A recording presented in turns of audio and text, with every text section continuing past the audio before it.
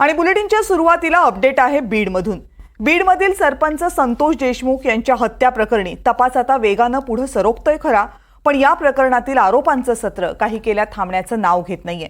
वाल्मिक कराड हा धनंजय मुंडेंचा माणूस असल्यामुळे धनंजय मुंडेंनी मंत्रिपदाचा राजीनामा द्यावा ही मागणी या प्रकरणामध्ये सुरुवातीपासूनच होतीये। पण आता राजीनाम्यासाठी रेटा जसा वाढू लागलाय तसे राष्ट्रवादी काँग्रेसचे काही बडे नेते धनंजय मुंडेंच्या बचावासाठी पुढे सरसावतायत।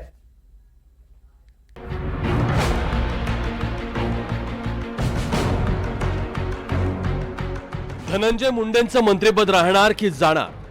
जवळपास महिनाभर राजकीय वर्तुळात या प्रश्नावर चवीने चर्चा होतीये आणि याला कारण आहे बीडमधील सरपंच हत्या प्रकरण।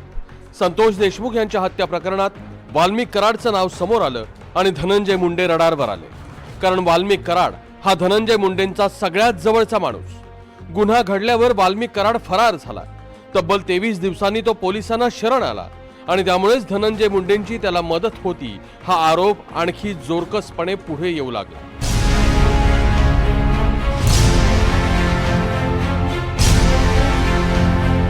एकीकडे कायदा हातात घेण्याची जर भाषा होणार असेल तर मग संविधानावरतीचा आपलाच विश्वास नाही असं आपल्याला बोलावं लागेल।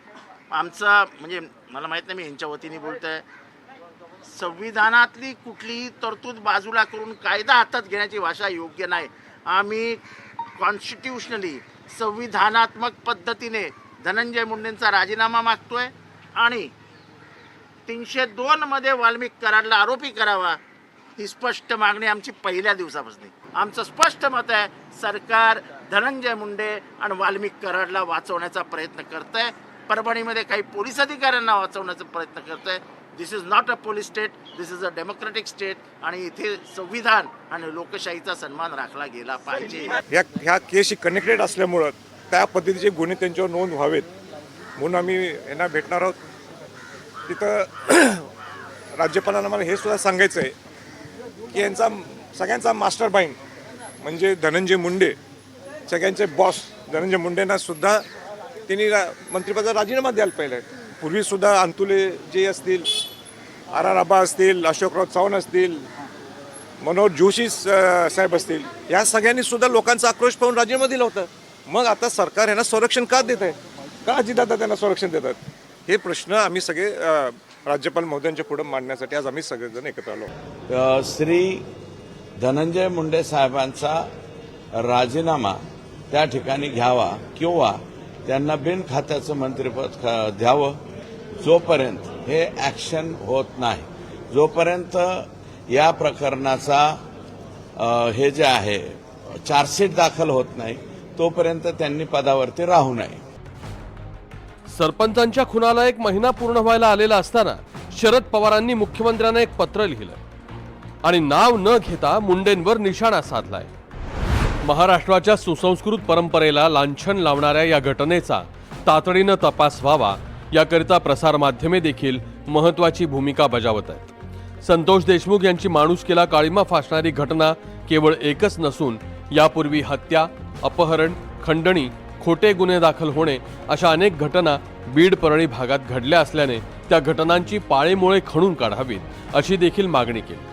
अनेक घटनांचा परस्पर संबंध असल्याची शक्यता देखील व्यक्त करण्यात आली। एकूणच अनेक प्रकरणांची मालिका तपासात समोर येण्याची शक्यता असल्यानं उपरोल्लेखित लोकप्रतिनिधी तसेच सदर मंचावरून जनतेला संबोधित करणाऱ्या इतर सन्माननीय व्यक्ती यांच्या सुरक्षिततेचा प्रश्न निर्माण झालाय। धनंजय मुंडेंच्या राजीनाम्याची मागणी तीव्र होत असताना मुख्यमंत्री देवेंद्र फडणवीस याबद्दल बोलले नाही। अजित पवार तर हे प्रकरण तापल्यापासून माध्यमांसमोर येतच नाहीये। धनंजय मुंडेंनी आपल्या मंत्रालयाचं कामकाजच सुरू केलेलं नाहीये।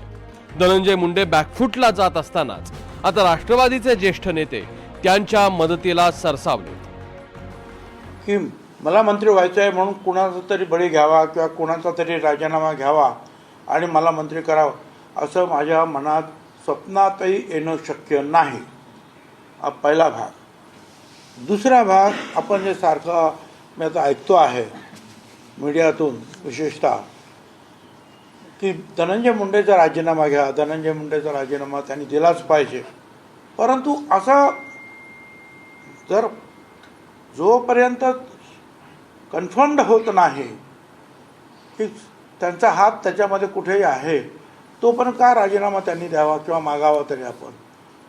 मला हे काही बरोबर योग्य वाटत नाही. एवढी मनोज जरांगे पाटलांनी गेल्या आठवड्याभरात धनंजय मुंडेंविरोधातील मोहीम तीव्र केली आहे.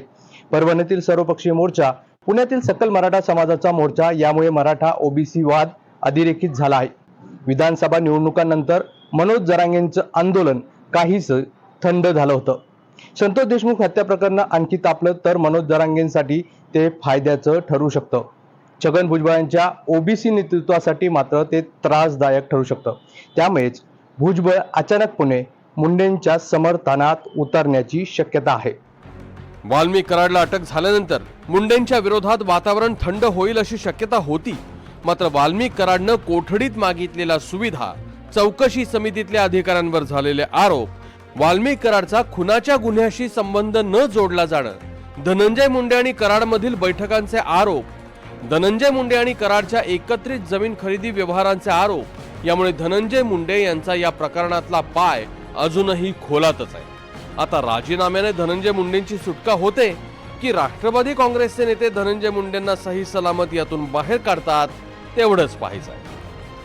मोहसिन शेख, NDTV मराठी, संभाजीनगर.